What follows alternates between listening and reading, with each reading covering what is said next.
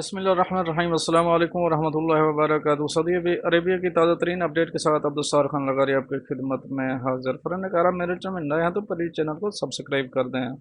اگر آپ نے آلریڈی سبسکرائب کر رکھا ہے تو اس کے لیے میں آپ کا مشکور ہوں۔ چلتے ہیں نیوز کی طرف۔ سعودی عرب کے دارالحکومت ریاض، جدہ اور دیگر شہروں میں بھی 24 گھنٹے کے کرفیو کا اعلان کر دیا گیا ہے۔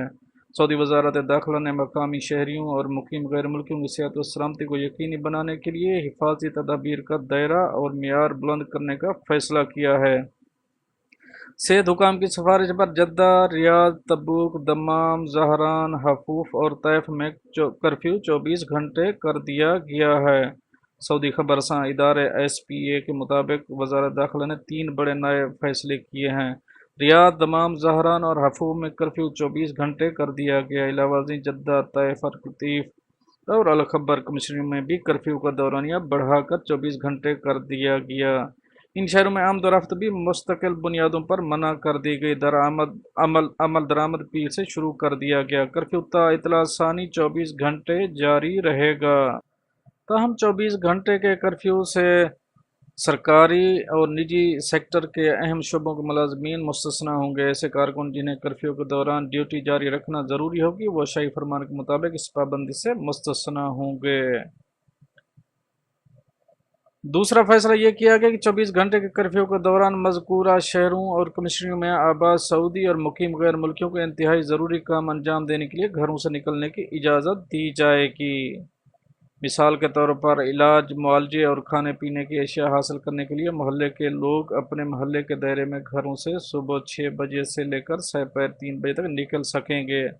24 گھنٹے کرفیو کے دوران گاڑیوں کو محلے کے اندر نقل حرکت کی اجازت ہوگی، تاہم گاڑی میں صرف ایک ہی شخص کی پابندی کی جائے گی۔ علاوہ ازیں گاڑی میں ڈرائیور کے علاوہ صرف ایک شخص ہی بیٹھ سکے گا۔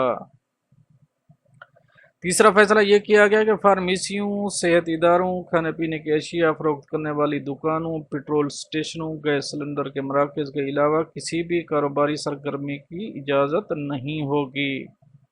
پابندی سے بینک خدمات، اصلاح و مرمت کے کام، پلمبر، الیکٹریشین اور ایئر کنڈیشن کے ٹیکنیشین مستثنیٰ ہوں گے۔ پانی کی فراہمی اور واٹر ٹینکر اور گندے پانی کی نکاسی والے ٹینکر کو بھی سروس مہیا کرنے کی اجازت ہوگی۔ وزارت داخلہ نے مستثنیٰ سرگرمیوں پر مسلسل نظر ثانی کے لیے خصوصی کمیٹی قائم کر دی ہے۔ یہ کمیٹی مستثنیٰ سرگرمیوں پر مسلسل اپڈیٹ دیتی رہے گی۔